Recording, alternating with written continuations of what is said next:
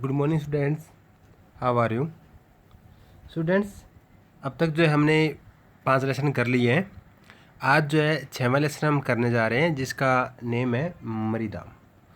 बच्चों, मृदा जो है वो हमारे लिए बहुत ज़्यादा महत्वपूर्ण है क्योंकि हम इसी मृदा के ऊपर जो है अपना आवास स्थान बनाते हैं। भोजन के लिए जो हम फसलें उगाते हैं वो इस मृदा पर ही उगाते हैं। वृक्ष भी जो इसी मृदा में जो है उगाए जाते हैं। घास, फसल और जीवन के अन्य जो महत्वपूर्ण जो खनिज संसाधन है वो हमें मृदा के द्वारा ही प्राप्त किए जाते हैं। और जो मृदा है वो हमारे लिए बहुत महत्वपूर्ण मानी जाती है और यह जो है परतों के अंदर जो है हमें मिलती है और ये परतें ही जो ना मृदा के निर्माण की प्रक्रिया को दर्शाते हैं। अगर हम बात करते हैं हमारे जो दैनिक आवश्यकताओं के बारे में, तो उसकी पूर्ति जो है वो हमें मिट्टी के ऊपर ही जो है निर्भर रहकर ही पूरी करते हैं। मिट्टी का विकास जो है हज़ारों वर्षों से जो इसका होता चला आ रहा है। मिट्टी की या मृदा की एक पतली परत बनने में जो है सैकड़ों साल जो है वो लग जाते हैं और इसका निर्माण कार्य काफ़ी धीमी गति से जो है वो पूरी होती है। उसके बाद ये कहता है कि कोई भी मृदा का निर्माण के लिए जो है महत्वपूर्ण जो कारक है वो है उच्चावच, जनक, सामग्री, जलवायु, वनस्पति तथा अन्य जीव रूप और समय। इसके अतिरिक्त मानवीय क्रियाओं के द्वारा भी जो है मृदा का निर्माण जो है वो प्रभावित होता है। मृदा के घटक खनिज कण, ह्यूमस, जल और वायु होते हैं। इनमें से प्रत्येक की वास्तविक मात्रा मृदा के प्रकार पर निर्भर करती है। कुछ मृदाओं में इनमें से एक या एक से अधिक घटक जो है वो कम मात्रा में पाता है, तो एक का जो घटक है वो अधिक मात्रा में पाया जाता है।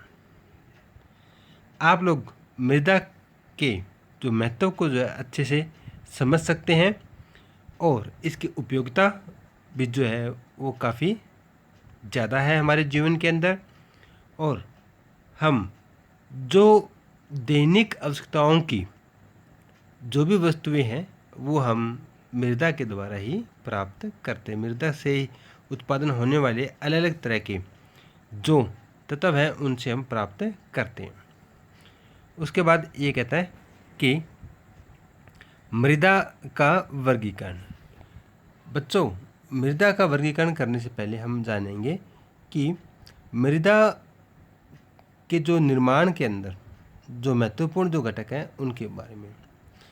मृदा जो है विभिन्न प्रकार की जो पाई जाती है, तो इनके जो प्रकार है उसके ऊपर उच्चावच, भू आकृति, जलवायु, परिमंडल तथा वनस्पति जो है ये सब पाई जाती हैं। और इन्हीं के जो अलग अलग तरह की वनस्पति है या वहाँ की भू आकृति है या उच्चावच है वो सब मिलकर जो है मिट्टी के विकास में जो है योगदान करती है। प्राचीन काल में बच्चों मृदा के जो सिर्फ 2 ही प्रमुख भागों में इसको बांटा जाता था। एक उर्वर जो उपजाऊ होती थी, दूसरा ऊसर जो अनुवर भी जो उपजाऊ नहीं होती थी। एक मिट्टी उपजाऊ है, दूसरी उपजाऊ नहीं है। सिर्फ 2 ही भागों में इसको बांटा जाता था। लेकिन 16वीं सदी में मृदा का वर्गीकरण जो है उनके सहज आवश्यकताओं तथा बाहरी लक्षणों जैसे गठन, रंग, भूमि की ढाल और मिट्टी की नमी की मात्रा के आधार पर जो है किया जाने लगा। गठन के आधार पर मृदाओं के मुख्य प्रकार थे बलुई, मृण्मय, पासु तथा दोमट इत्यादि। और रंग के आधार पर जो है अगर हम बात करते हैं तो लाल, पीली, काली इत्यादि जो है वो रंग के आधार पर इसको बांटा जाता है। स्वतंत्रता प्राप्ति के बाद अनेक संस्थानों द्वारा मृदा के वैज्ञानिक सर्वेक्षण किए गए। सन 1956 में स्थापित भारत के मृदा सर्वेक्षण विभाग ने दामोदर घाटी जैसे कुछ चुने हुए क्षेत्रों में मृदाओं के व्यापक अध्ययन किया और मृदा के जो उपयोग इनके जो मृदाओं के अध्ययन करने के आधार पर जो है फिर जो है अंतर्राष्ट्रीय और राष्ट्रीय की जो है वो तुलना की गई और फिर उसके बाद जो भारतीय मृदाओं की जो प्रकृति है, उनके जो गुण है, उनके आधार पर जो इसका वर्गीकरण किया गया। अगर हम बात करते हैं इसके भारत के अंदर जो मृदाओं के जो प्रकार है या उसका वर्गीकरण जो किया गया है, उसके आधार पर भारत के अंदर जो है 8 तरह की जो है वो मिट्टियाँ या मृदा पाई जाती हैं।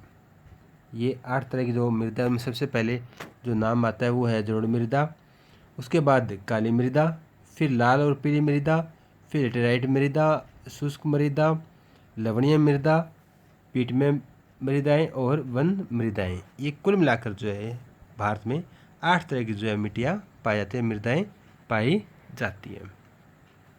सबसे पहले हम बात करते हैं जलोढ़ मृदा के बारे में। जलोढ़ मृदा उत्तरी मैदान और नदी घाटियों के विस्तृत भागों में पाई जाती है। ये मृदाएँ देश के कुल क्षेत्रफल के जो है लगभग 40% भाग पर जो है ये पाई जाती है। ये निक्षेपण मृदाएँ हैं। निक्षेपण का मतलब होता है जमाव से, निक्षेपण का मतलब होता है जमाव, जिन्हें नदियाँ और सरिताओं ने वाहित तथा निक्षेपित किया है। राजस्थान के एक संकीर्ण गलियारे से होते हुए यह मृदा गुजरात के मैदान में फैली मिलती है। प्रायद्वीपीय प्रदेश में ये पूर्वी तट की नदियों के डेल्टाओं और नदियों की घाटियों में पाई जाती है। जलोढ़ मृदा गठन में बलुई दोमट से चिकनी मिट्टी की प्रकृति में पाई जाती है। सामान्यतः इनमें पोटास की मात्रा अधिक और फास्फोरस की मात्रा कम पाई जाती है। गंगा के ऊपरी मध्यवर्ती मैदान में खादर और बांगर नाम से 2 विभिन्न मृदाएँ विकसित हुई है। खादर प्रतिवर्ष बाढ़ के द्वारा निक्षेपित होने वाली नया जलोढ़क मृदा है, जबकि बांगर जो है वो पुरानी जलोढ़ मृदा है, जहाँ पर अब बाढ़ का जो पानी है वो वहाँ तक नहीं पहुँच पाता। और खादर और बांगर मृदाओं में अगर बात करते हैं तो खादर जो है वो अधिक उपजाऊ होती है, जबकि बांगर जो है वो उपजाऊ कम होती है।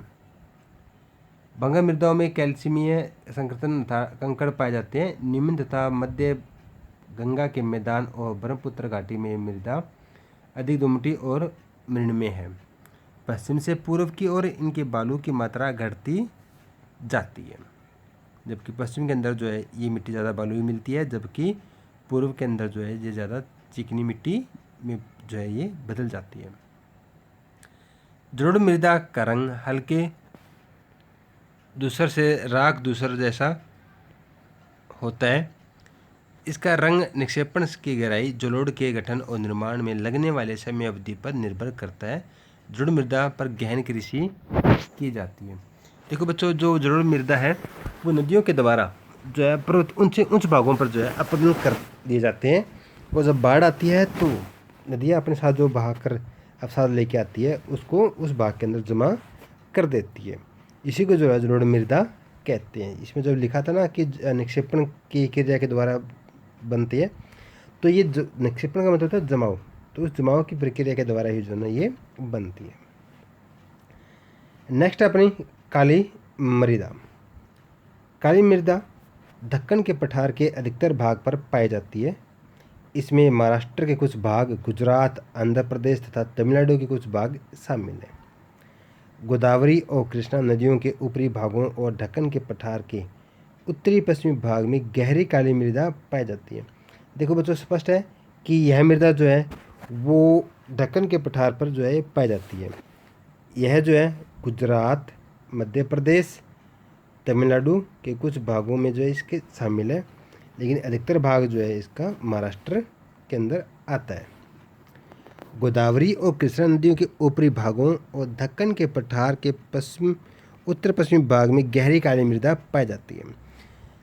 यहाँ जो है इसको 2 नाम से जाना जाता है, या तो इसको रेगड़ के नाम से जानते हैं एक, और दूसरा जो है कपास वाली काली मृदा के नाम से भी जाना जाता है। तो यहाँ पर जो है काली मृदा को जो है 2 नाम से जाना जाता है, एक रेगड़ मिट्टी और दूसरा जो है काली कपास की मृदा। तो यहाँ जो है इसके 2 नाम भी जाने जाते हैं। आमतौर पर काली मृदाएँ मृणीय, गहरी और अपारगम्य होती है। ये मृदाएँ गीले होने पर फूल जाती है और चिपचिपी हो जाती है। सूखने पर ये सिकुड़ जाती है। इस प्रकार शुष्क ऋतु में इन मृदाओं में चौड़ी दरारें पड़ जाती है। इस समय ऐसा प्रतीत होता है जैसे इनमें संवत जुताई हो गई हो। नमी के धीमे अवशोषण और नमी के संचय की यह विशेषता के कारण काली मृदा में लंबी अवधि तक नमी बनी रहती है। उसके बाद ये कहता है कि इन फसलों के अंदर जो है वर्षा दिन फसलों को शुष्क ऋतु में भी नमी मिलती रहती है और वे फलती फूलती रहती है। रासायनिक दृष्टि से अगर हम बात करते हैं तो काली मृदा में चूने, लोहे, मैग्नीशियम और एल्यूमिनियम के तत्व काफ़ी मात्रा में पाए जाते हैं। इनमें पोटास की मात्रा भी पाई जाती है, लेकिन फास्फोरस, नाइट्रोजन और जैव पदार्थों की कमी होती है। बट ये मृदा जो है काफ़ी उपजाऊ होती है, तो इसलिए कपास के लिए जो है ये काफ़ी उचित मानी जाती है। इस मृदा का रंग गाढ़े काले और स्लेटी रंग के बीच का जो होता है, जिसके कारण जो है ये हमें काले रंग की दिखाई देती है। आज जो हमने दो तरह की मृदा के बारे में किया था, एक जलोढ़ मृदा और दूसरा जो है वो थी अपनी काली मृदा।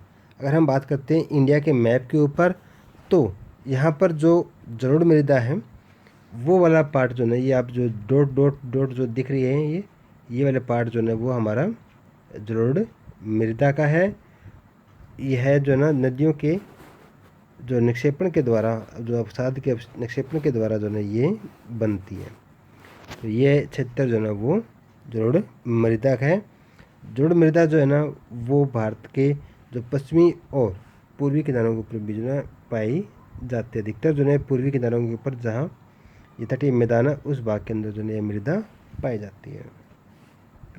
अब हम बात करते हैं काली मृदा के बारे में। तो काली मृदा का जो क्षेत्र है वो हमारा, जो आपको ये लाइनें जो दिख रही है इस पार्ट के अंदर, ये यहाँ पर जो है काली मृदा है। आप जो है यहाँ पर देख सकते हैं कि जलोढ़ मृदा के लिए जो है इन्होंने डॉट का जो वो संकेत चुना है, और काली मृदा के लिए जो ना ये तिरछी लाइनें चुनी है।